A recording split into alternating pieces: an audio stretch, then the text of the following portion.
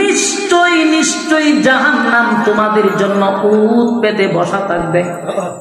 জাহান্নামটা উট পেতে বসা। কখন তুমি ব্রিজের উপরে থাকবা, আর যদি একবার স্লিপ খাইতে পারো তো জাগাত শেষ। জাহান্নাম উট পেতে বসে লিত্তাগিনা মাআবা, সীমা লঙ্ঘনকারীদের জন্য জাহান্নাম। লাবিসিনা ফিহা আহকাবা, যুগের পর যুগ, যুগের পর যুগ সেখানে অবস্থান করবেন।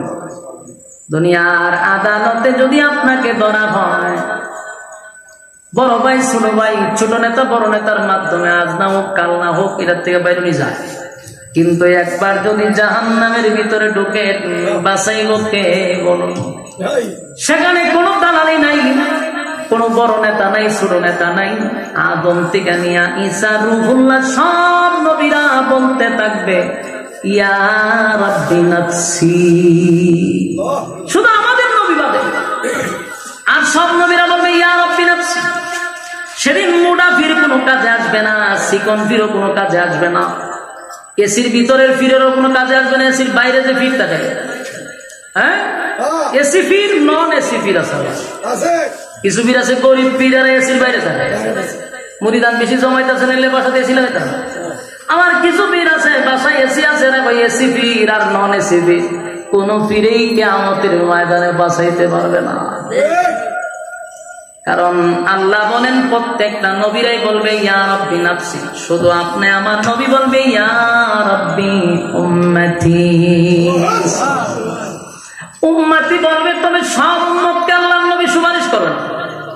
সুপারিশের ওয়ার্ডার পাইয়া যারা নবীর তরিকায় জীবন যাপন করছে, আল্লাহর হুকুম মানছে, তারাই তো সেদিন নবীর হাতের পানীয় পান করতে পারবে, নবীর সুপারিশে জান্নাতেও যেতে পারবে।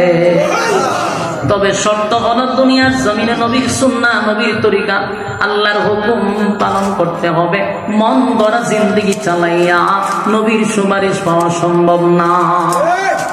আমার যুবক ভাইরা, তাহলে আসলে এক নাম্বার কথা হলো, যদি কোনো বান্দা বান্দির ভিতরে আল্লাহর ভয় ঢুকে যায় রে, তাহলে এই মানুষটা কোনোদিন গুনাহ করতে পারে না, মানুষটা আল্লাহর নাফরমানি করতে পারে না।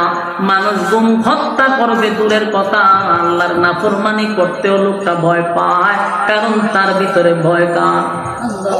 হাবিল বলেন ভাই, আপনি যদি আমাকে হত্যা করেন, হত্যা করার জন্য আপনি হাত আমার দিকে অগ্রসর করেন, ওয়াদা দিলাম আমার শরীরে শক্তি আছে, কিন্তু আমি আপনার উপরে আঘাত করব না, কারণ আমি আমার মালিকের বিচারটাকে বড় ভয় করি। কিয়ামতের ময়দানে আমার আল্লাহর সামনে যদি হাজিরা দিতেই হয়, তাহলে বলো না আমি আল্লাহর সামনে কি জবাব দিব? আপনি আমাকে হত্যা করলেও আমি আপনাকে হত্যা করার জন্য অগ্রসর হব না। সুবহানাল্লাহ। এই কথাগুলি আমার মালিক আল্লাহ জানায়া দিলেন, লা ইন বাসাতা ইলাইয়া ইয়াদাকা লিতাকতুলানি মা আনা বিবাসিতি ইয়াদিয়া ইলাইকা লিআকতুলাক ইন্নী আখাফুল্লাহ রাব্বাল আলামিন। আপনি আমার উপরে হাত তুললেও আমি আপনার উপরে হাত তুলব না, কারণ আমি আমার মালিকের ভয় করি, আমি আমার মালিককে ভয় করি, আমি আমার কিয়ামত দিবসের উপর বিশ্বাস করি, তাই আপনার উপরে চাইলেও আমি হাত তুলব না। এত সুযোগ পাইছে এই কথা বলার পরে এবার কাবিল বল, ইন্নী উরিদু আন তাবুআ বিইসমি ওয়া ইসমিকা ফাতাকুনা মিন আসহাবিন নার ওয়া যালিকা জাযাউয যালিমিন।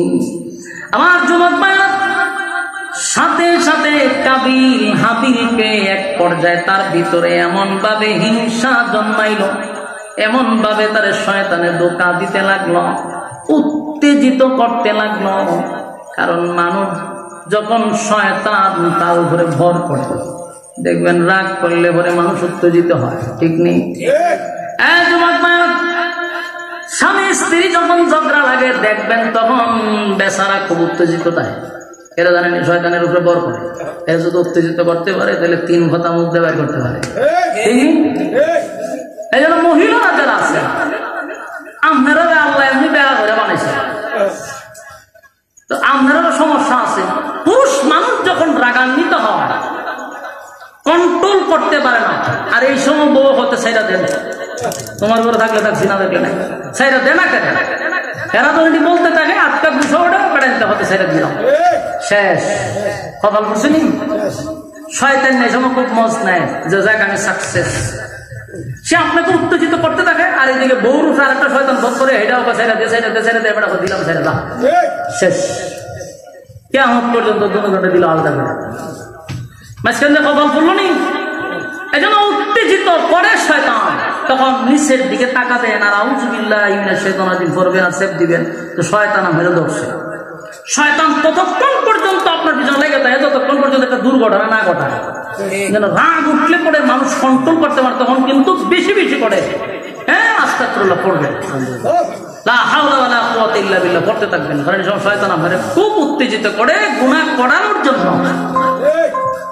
ওরা বুঝতেছেন, আমাদের দেশে বেশিরভাগ বিচ্ছেদ হয় এই রাগের সময়, ঠিক না?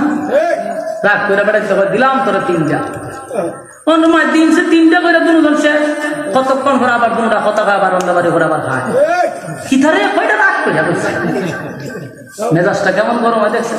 আরেক শয়তান কোন ওই পিছনে আবার এটা বুঝায় হয় তো রাগ করে অসুবিধা নেই, এরপরে শুরু করাই দিল জানাবে বিছান। মানে 2টা যখন আবার মিলছে, এটার থেকে যদি বাচ্চা কাচ্চা হয়, হারাম জাদা হারাম জাদা, এই হারাম জাদা গ্রামে গঞ্জে ফয়দা হইতেছে, হাজ্জা কইরা ঝগড়া কইরা হয় দিছে, ওইটা রাগ করে দিছে। আচ্ছা আমি একটা কথা কই আপনারা, তালাক কি বউরে মাঝে হাসতে হাসতে দেয় না রাগ করে দেয়, আবার ওইটা রাগ করে দিছে। আমি একটা প্রশ্ন করি, তো গুলি যে পিস্তল, এটা যদি আমি হাসতে হাসতে করে গুলি করি মরবনি, আবার রাগ করে মারলে তো দুটো তো সমান হবো।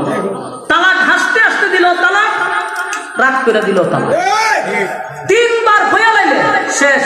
আর আমাদের দেশে কিছু বদমাস নামক কিছু মাতব্বর আছে, এর আবার শালীর বিচার করে রাগ করে দিছে, অসুবিধা নাই, তোরে মুক্তি বানালে করতে গিয়া হ্যাঁ এই মানসাব তো হয়ে গেছে মতবাদিত, হয়তো রাগ করে দিছে, এটা কোনো অসুবিধা নেই, এটা রাগের বসত কইছে। একটা সংসার ভাঙা ঠিক না, সংসার জোড়া লাগাই দিতে যায় না, জানাবে বিচারের কারখানা করতেছে, এটা হারাম সন্তান ফয়দা করার সুযোগ করে দিছে। এই সমস্ত সরকার গুলির জুতা 1/2 ঘন্টা বাইবেন গরিবীরা, 10টা থেকে 10:30, যে সময় ফিরেন এইভাবে 1/2 ঘন্টা ধরে ফিরবেন। তুই বেড়া ছোট হইলে কৌ হারাম ভাইয়া বিচার করো সিটিবালা, আবার আরেকজনের সংসার ভাঙছে, এটা আবার তুই জোড়া লাগাস, এটা তো আরেক ধরনের চাইলে তো এটাতে তো নাফাক তুলা বানাইব, হারাম জাদা তৈরি হবে। আল্লাহ আমাদের হেফাজত করবে। হচ্ছে কিনা এগুলা বিশ্বাস করবেন আল্লাহর কসম।